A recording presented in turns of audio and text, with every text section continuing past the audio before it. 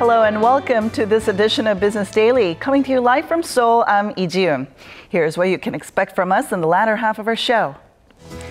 With baseball season well underway, it's not just fans, but also companies that are happy seeing the ballpark as an attractive ad platform. And domestic businesses faced increased competition in the home appliances market. These stories and more coming right up. Korea is pushing to take the lead in the growing nanotechnology market. With the goal to snatch up 20% of the global market share in the field by 2020, the government plans to spend roughly $165 million this year on developing some core technologies. They include functionalized nanofibers and nanosensors. The field is attracting worldwide attention as it can improve and revolutionize many industrial sectors and technologies. It's also seen to have an evolving scope of commercial expansion, with the global industry expected to reach nearly $76 billion over the next 5 years.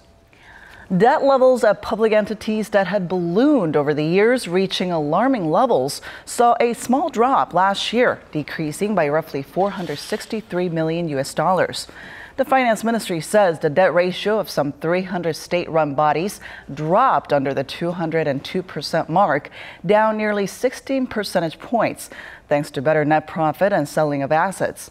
The overall debt level of these institutes now stand at roughly $482 billion, recording the first drop last year after seeing a gradual slowdown since 2011. Bank lending rates offered to households in the second half of last year did not fall as deeply as the key interest rate cut made by Korea's central bank. The Bank of Korea had lowered its base rate by half a percentage point across two adjustments in the latter half of 2014. But according to a report released by the BOK, lending rates extended to households was only cut by an average 0.38 percentage points, while rates for companies were cut slightly more than half a percentage point. Now, it's no secret that some of Korea's biggest businesses are among the world's best when it comes to home appliances. But they're facing some serious competition as rivals try to elbow their way in to dominating this market. Our Eunice Kim on this story for us this morning. A press event ahead of the IFA, Europe's massive tech trade show that takes place every year in Berlin to showcase up-and-coming consumer electronics and home appliances. On the sidelines, a petite showroom with just a handful of companies taking part. Among them is Chinese firm Haier, exhibiting a dual-drum washing machine, which it claims is the first of its kind, though it does bear an uncanny resemblance to LG's Twin Wash, which was showcased at the Consumer Electronics Show in Las Vegas back in January. In the future, this machine is able to be connected and you can control it by your smartphone or your tablets with a simple app. So you can launch and control your machine whenever you want, wherever you are.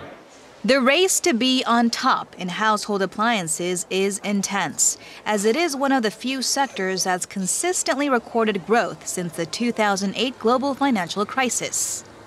According to market researcher Euromonitor, the world's large household appliance market was bigger than $400 billion last year and expected to leap by more than 7% annually in the years to come.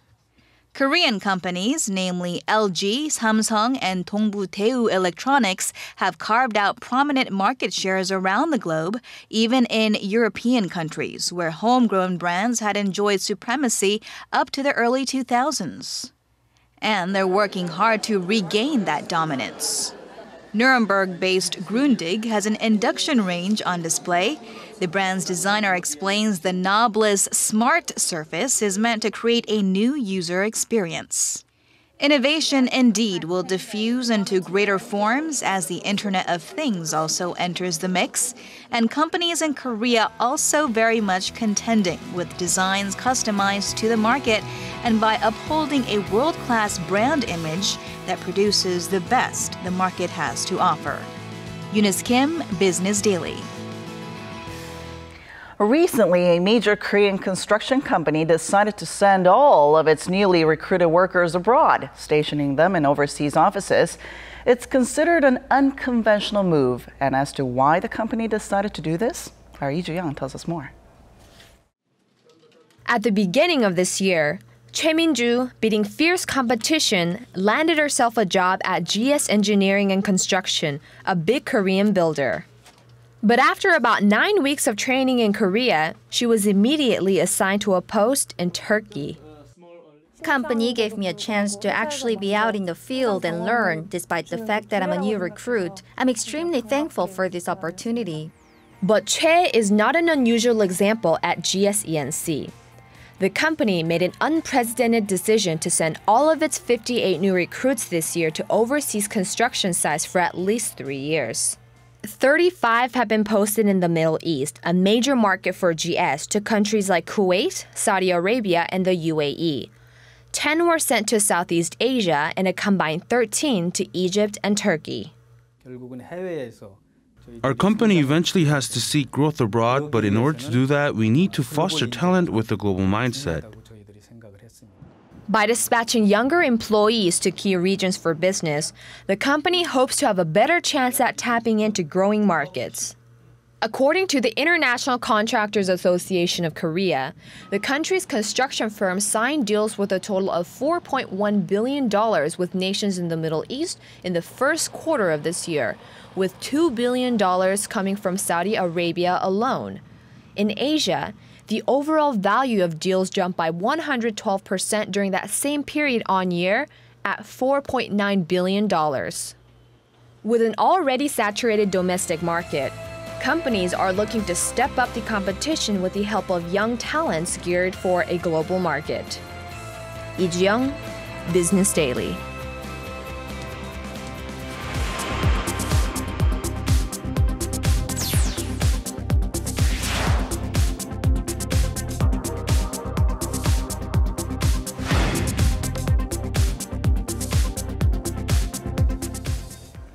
We've been seeing some great weather in the last few days here in Korea, which means it might just be the perfect time to watch a baseball game. But baseball is not just fun for the fans. It also provides bright prospects for companies involved. To tell us more about all the money at the ballpark, our Song Ji-sun joining us this morning. Good morning, Ji-sun. Hello, Ji-yoon. All right, so considering that baseball is one of the most popular sports here in Korea, making it a go-to platform for advertising for many companies, how big of a scale are we talking about here? Well, the price tag of becoming a title sponsor for baseball is more than the basketball and football combined, making it the biggest and most expensive sport in terms of sponsoring the event. And of course, the number of fans going to stadium is also more than 3 times of those two sports combined.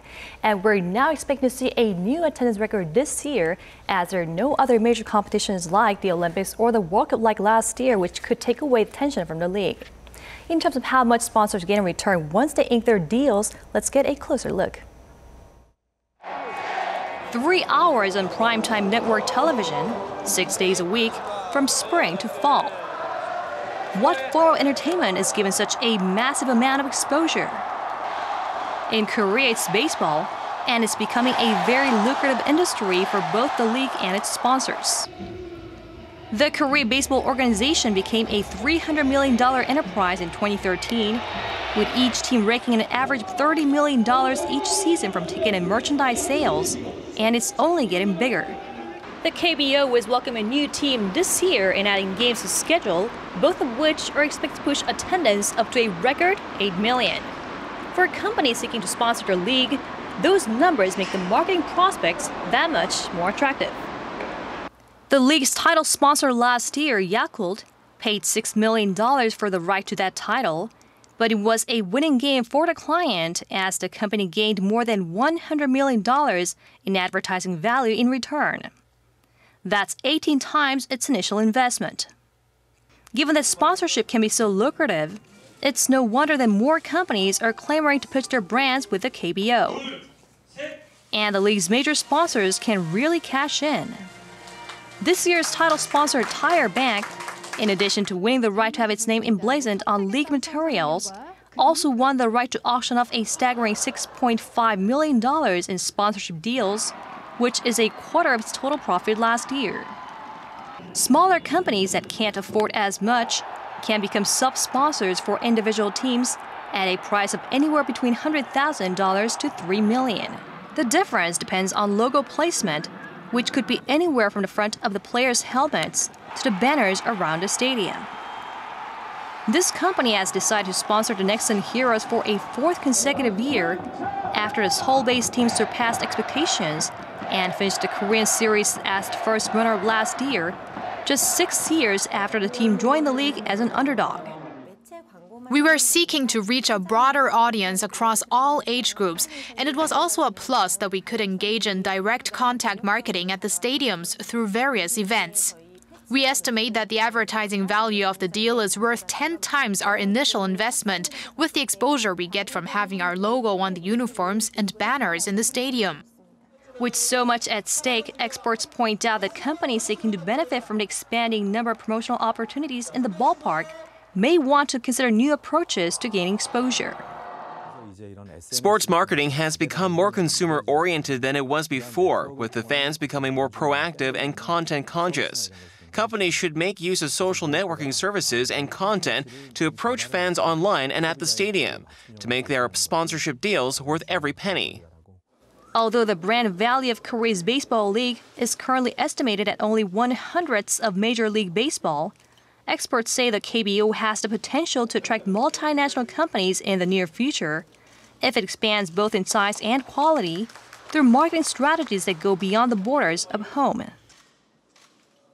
So you are saying there is room for greater growth in the Korean baseball market? Right, it's because it's been only 30 years since the Korean Baseball League launched, whereas the American baseball or the Major League Baseball has a history of more than 150 years. And according to their brand value, it's estimated at $35 billion, which is 100 times more than the Korean Baseball League combined. And as of now, the Korean baseball teams only target their home areas, but experts say KBO could also expand its target market to fans across the country and even overseas, since the games can be accessed online and watched in overseas as well. Oh, wow. You know what? Maybe I'll take my husband to a ball game this weekend to experience it for ourselves. And for kids too, it's a great experience for 3-hour games and a lot of entertainment in and out of the stadium. All right, sounds great. Thank you for coming in today, Jason. Thanks for having me.